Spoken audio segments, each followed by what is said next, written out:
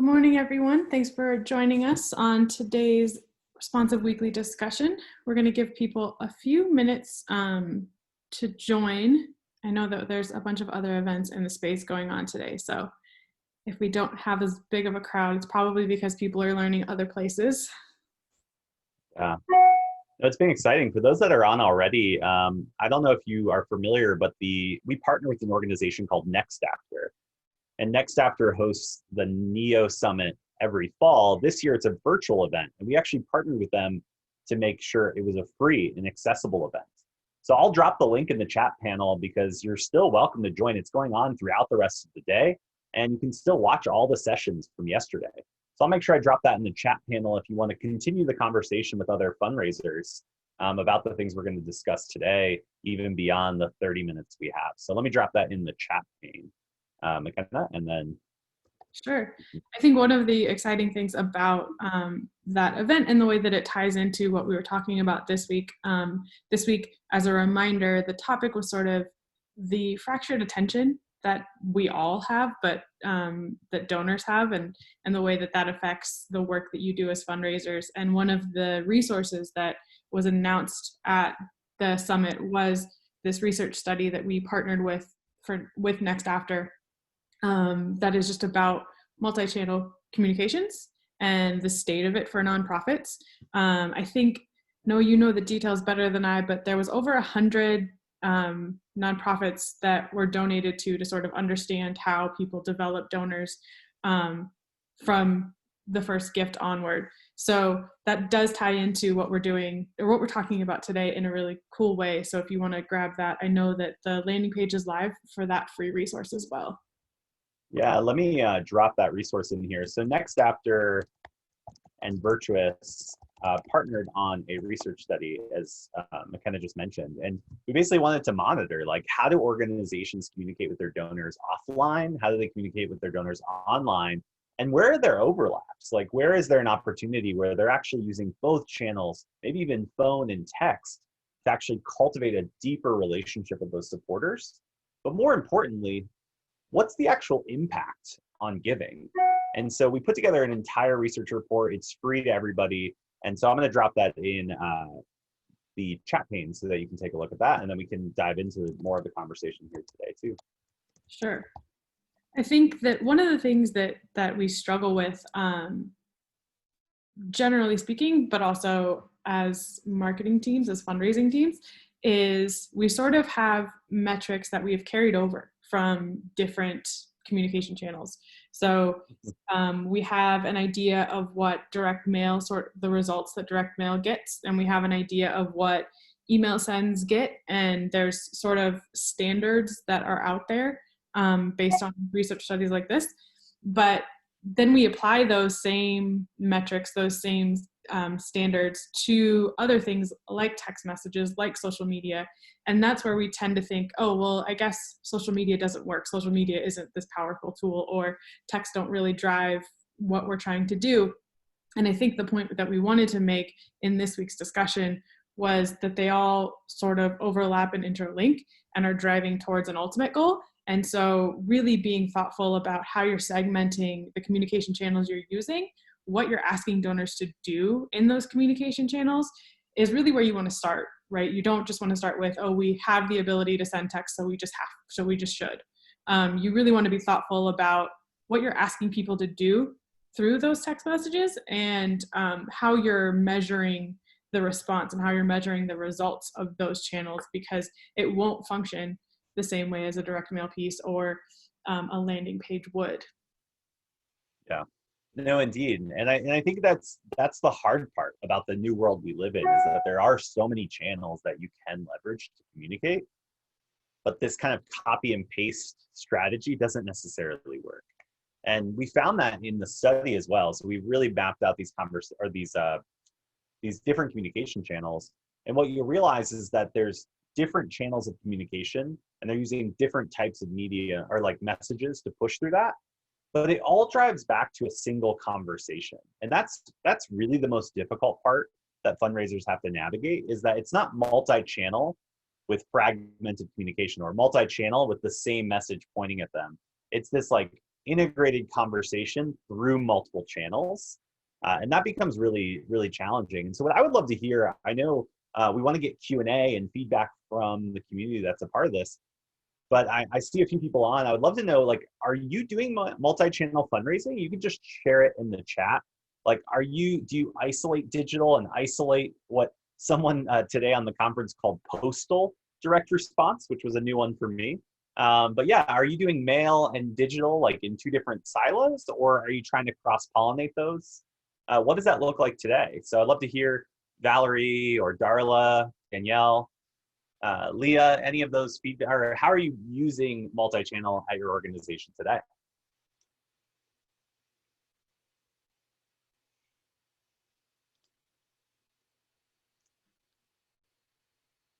I think one of the things, as you guys sort of think about your stories and your experience, one of the things, we have a secondary newsletter that is called the Virtuous Insider that highlights our customers. And one of our customers, Oasis for Orphans, they really found that donor tagging helped a lot with multi-channel communication and grabbing the attention of donors in the right ways across channels. And the donor tagging and segmenting and really being thoughtful about who gets what and when is really helpful when you're thinking about making sure that you're spending time on the messages that will work, that will drive those results that you're after. So it looks like we have some chat going on. Yeah, it looks like Valerie and Danielle both shared. Valerie or Danielle, I would love to let you share more about this. So it sounds like you both are leveraging multiple channels to really communicate. And so I'm curious how that plays out practically. Sometimes it's easier for McKenna or myself or the team at Next After to kind of talk about this in theory, but what does that actually look like? Danielle says it's tough. Danielle, would you be willing to kind of, I don't have host privileges, McKenna, so you'd have to do it. If you right click on her name and invite her to speak.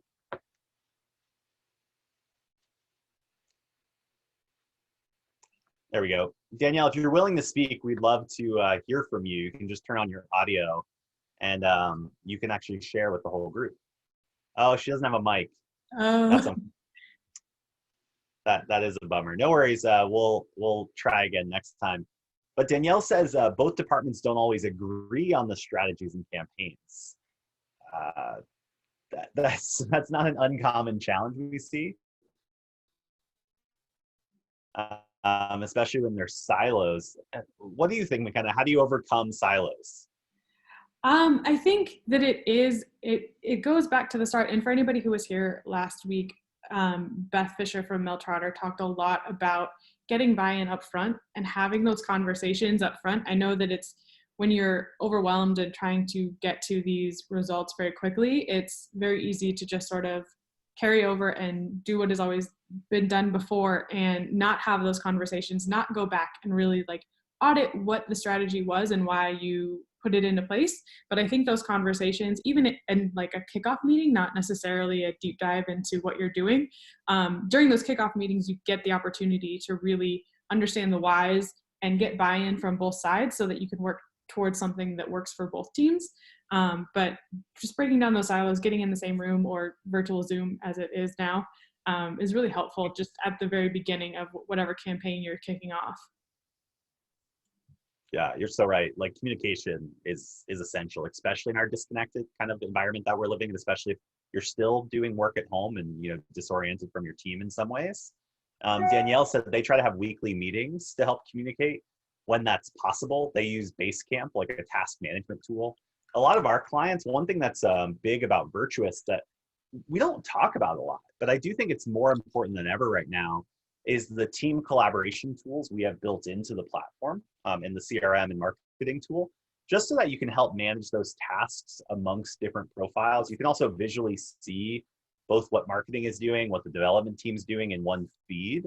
So you can really at least attempt to move closer to that single conversation and know like who's following up on tasks, managing tasks, but doing that task in the context of the donor profile.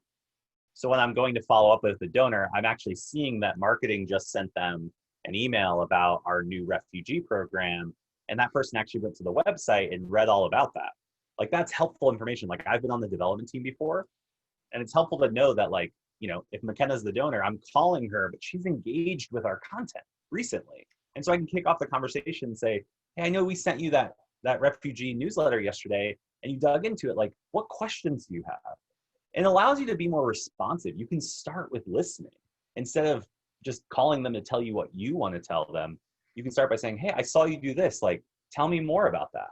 And it's a great way to do that. But Valerie, you've joined us to kind of share a little bit more about how multi-channel works at your org. Could you share a little bit more about your organization and then how you tap multi-channel? Sure. Can you hear me? Yes, yeah, Okay. welcome. So the Actuarial Foundation has been around for 25 years, just celebrated our 25th anniversary last year. And we have kind of an evolving individual giving program, a more developed corporate and foundation giving program, and then we also have a capital campaign going on all at the same time. So I've been on board for about 6 months to kind of try to bring that all together, but especially focus on the individual giving end. So what I would say, well, two things in response to a couple of things you shared. First, our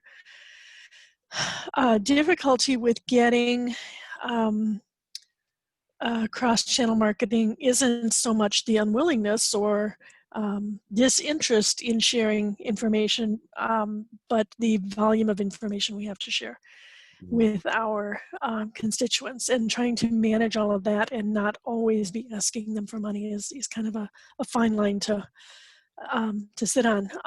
And secondly, we have to be careful. We've had some kickback from our donors about following them a little too closely. So seeing what they're doing and then responding or reaching out to them in response to something they've interacted with seems a little stalkerish to some people.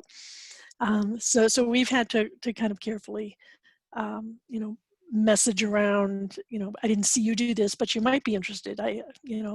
Might be interested in learning more about the refugee program or whatever it is you're offering. So that's what we try to do. I wouldn't say we're horribly or wonderfully successful at it, but I wouldn't say we're horrible at it either. I think, in this day of remote work, we have a lot of business addresses for people and no home addresses. So we first try to encourage people to give us their home address, but we have to be able to email to those people as well to be able to reach them.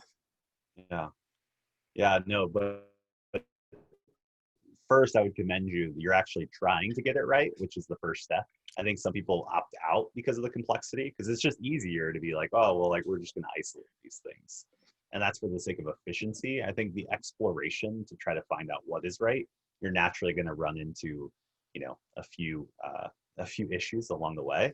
I know that stalkerish question comes up a lot when we talk about this new world. But I do think there's ways to do it right. And like you said, it's that balance. So I'm curious, like, I know you mentioned kind of this integration. Do you have like a campaign you're working on right now that you could almost like, or maybe one that you've done where we're working on our year-end fundraising yeah campaign, which has many prongs.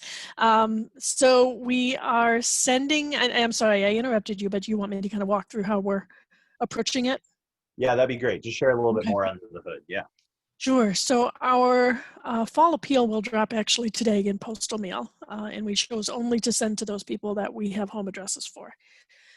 We will have an email to follow that up on the 15th that will go to everybody, whether or not they received that letter. And we also have a newsletter due out in November that too will be followed up with an email. And again, the paper version will be sent only to home address. Giving Tuesday is on the 1st of December. We are having a virtual happy hour. We actually do these every other month, but we have one specifically on Giving Tuesday focusing on one of our programs, and we'll have a matching gift tied to that. And then we do email and personal outreach through November and December, and follow with the emails at the very end of the year, just encouraging people to get their donations in before the year end. And then there's a variety of social media posts related to all of those activities as well. Yeah, That's really great. It'll be interesting to see how that fleshes out. I know Q4 is always a flood of messages across the board, not even just from other organizations, but just, you know, the Mm-hmm. demand on attention. Right. On top of that, we obviously have a contested and heated election, which I think always increases the amount of messages buying.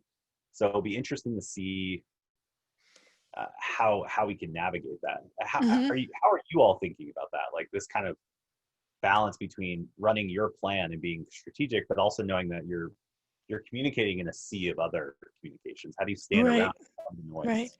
So, I mean, we've been able to do a lot during COVID-19 because our focus is on math education and financial literacy for middle school and high schoolers. And obviously, when they were kind of abruptly, schools closed abruptly in March, you know, kids experienced an opportunity or learning gap before they came back to school in August. So we have a lot to say about how we're helping to bridge that gap. So we're focusing there. We're well aware that we're still in a COVID-19 environment, and it's hitting everybody in a different way at different times of the year. We're trying to stay out of the political arena as much as possible. That's a very, very hot area, and we're not quite sure how it will play out in terms of our fundraising.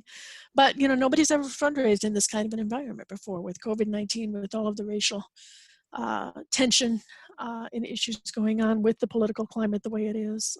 It's kind of a new ballpark.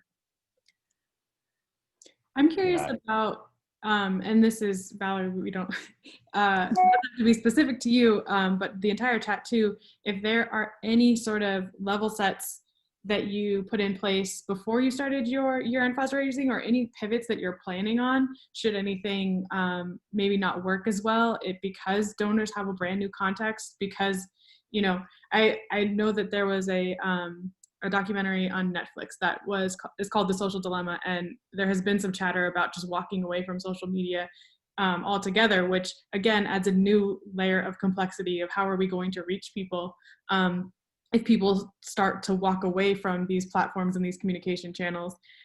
So trying to prepare for that is also something to think about, and obviously it's okay if there's no plan for that, but I'm curious if anybody has had experiences with that or tried to plan around what might happen, you know, in the next few weeks as we start and end year-end fundraising. Sure. We are focused heavily on LinkedIn as opposed to Facebook, Twitter, and Instagram. It tends to be a little less heated and contested there. It is also a source for our donors are mainly actuaries. It can also be other STEM related or interested folks, but mainly actuaries, and that tends to be where they get their information from.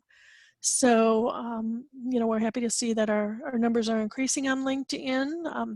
They're also increasing in other forums, but if people are going to exit the social media arena, they're probably not going to exit LinkedIn. Sure. yeah, That's a great insight, because, like, for example, everybody is on Facebook, but people aren't necessarily using it in the same ways. And focusing your attention on what works, focusing on your attention on your actual donors rather than sort of the standards of you just have to be on Facebook, is really great for not only focusing the attention of your team, but also making sure that donors aren't bombarded, but they're actually getting the kinds of messages on the channels that they want. So that's really great insight.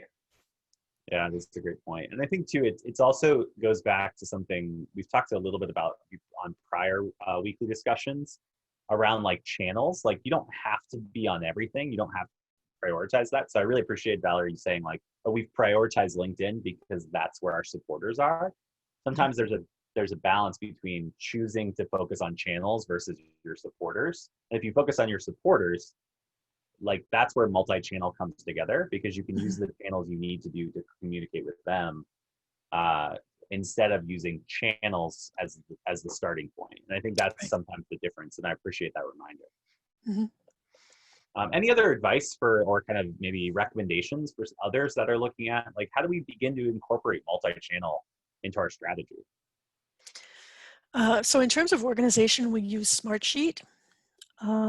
I wouldn't say that I'm the best at it, but we have someone who is, and they kind of coordinate all of the things, and it's not a Smartsheet specific to fundraising, it's a Smartsheet specific to all the communications that are going out to anyone. through the organizations. So that helps us to manage the who's seeing what, when, and why, and fit in at appropriate times the message that we want them to see. Got it. Yeah, the organization part is tough. So I really appreciate that. Yeah, we do have a few more minutes before we do have to cut off. Valerie, I really appreciate your time. Was there anything else you wanted to add before we let you go? I don't think so. I'm happy to field any questions anyone may have. I'm at valerie.thompson@actfnd.org. I can put that in the chat if anybody has any specific questions, but happy to share. Yeah, that'd be wonderful. Well, we do want to open up for questions, as McKenna just shared in the panel. We have a few more minutes for any last minute questions. Anything you're thinking through or have questions? It's like Erica had a note here. She said, if it's okay, I'd love to ask a slightly tangential question. For engaging donors, do you recommend an email on the same day at the same time every week, or a regular but sporadic approach? So does this change with the social media platform? McKenna, you do a lot of this work for us here at Virtuous, but look at this space. What's your thoughts on Erica's question? I think, generally speaking, not taking into account your specific donor base, consistent is better. People know when you're going to show up, and therefore they sort of get in the habit of looking out for your email or looking out for your social post. That being said, there are going to be donors who don't want to hear from you as frequently as you're going to send messages. So there is there is a case for making sure you segment people to get exactly the kinds of communication that they want or that they're asking for. At Virtuous, we have obviously this weekly discussion. We also have a monthly email that goes to a different section of people, just because it focuses on something a little different. It also talks to people who don't necessarily want to hear from us every week. So I think my general advice is best to keep a cadence and keep a schedule, and then be sure that you're always looking at those metrics and those engagement metrics to understand who might need to fall out, who might need to get a different kind of message or different kind of content. But I always suggest consistency as a key for success of any sort of campaign that you're running. Yeah. The one thing I would add here, because I do think like when you look out and get feedback in like the Googleverse on this type of question, there's almost an overemphasis on like sending at time of days and like, oh, people open emails on Saturdays or they open up on Thursdays at 4 p.m. And we're always trying to almost optimize to like get around what I think the core issue is, which is that people do open emails here. People do end up reading emails with pictures, or there's all these like best practices. But at the end of the day, people also just read relevant content to them. Like, and that circumvents everything that's like a best practice. It's always about like, if your message is relevant, if your message matters, people are going to read it. You know, even internally, we sometimes debate like, should we have lots of copy? Should we have a little bit of copy? Should we have like a bright, shiny picture? Should we only have text? Should we send it on Saturdays or Thursdays or Tuesday mornings? Like, what's the problem? And when it really comes back to it, that's only important once you know for sure that you're delivering content that's relevant to your audience. So I guess I would divert the attention and say, how do we make sure that we're serving our community well and our audience well? And how do we make sure those messages are deeply relevant regardless of the channel? So kind of ending on that, but McKenna, do you want to wrap this up? Sure. Yeah, I sent in the chat, but as a reminder, we do have a weekly webinar for Virtuous specifically, and we can show you sort of the different features our platform provides to help with these multi-channel engagements and sort of grabbing attention where the donors are signaling that they want your communications. So I left a link in the chat if you want to automatically register and attend that. It starts in 5 minutes. But other than that, thank you very much for joining, and we'll see you again next week. Yeah, absolutely. And they are going to be talking about multi-channel today. So definitely head over there if you're interested in that. But if you can't attend this week, it happens every Thursday at 11 a.m. Pacific time as well. So even if you have a conflict, you can attend next week as well. Great. Thanks, everybody.